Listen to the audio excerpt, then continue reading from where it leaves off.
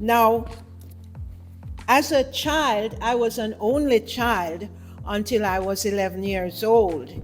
And so a dog which was given to me when I was about 6 months, given to my mom for me, that dog became my companion. And reading became my second companion. As a matter of fact, I was punished by my books being taken away from me.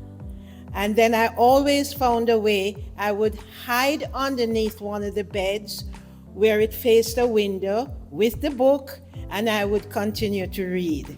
So reading has always been a passion with me. And I think out of that reading came the passion for me to write.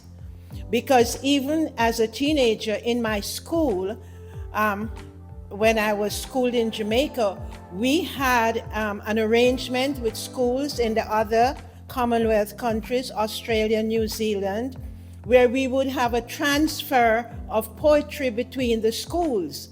Unfortunately, the teachers never ever thought of keeping those poems. They were always sent abroad and we would get. So writing has always been a part of me. I look at creation, and everything about creation to me is beautiful. Everything about creation, I see God's hand on it. Everything about creation is a part of me.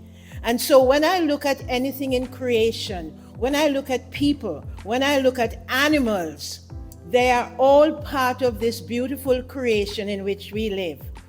As I said, everybody loves dogs. They are the most wonderful pets you could have.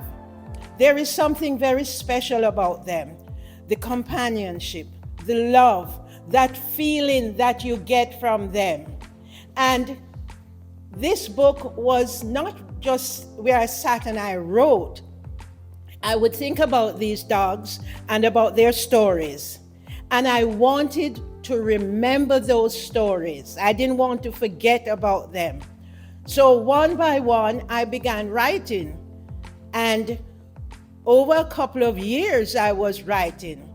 And my family, my kids and myself, we would sit and we would talk about these things the dogs did, and we would be laughing.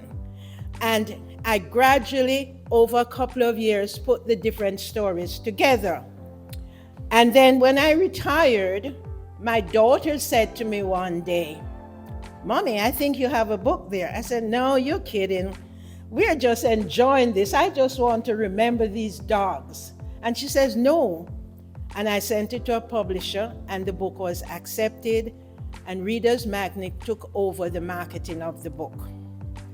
Now, the thing is that when I wrote this, I did not want people to remember their pets they no longer had with sadness. I wanted them to remember what the pets were to them, the love, the companionship, the caring, that feeling that developed between you and your pets. I wanted them to remember that and not have the sadness of, I don't have this pet anymore.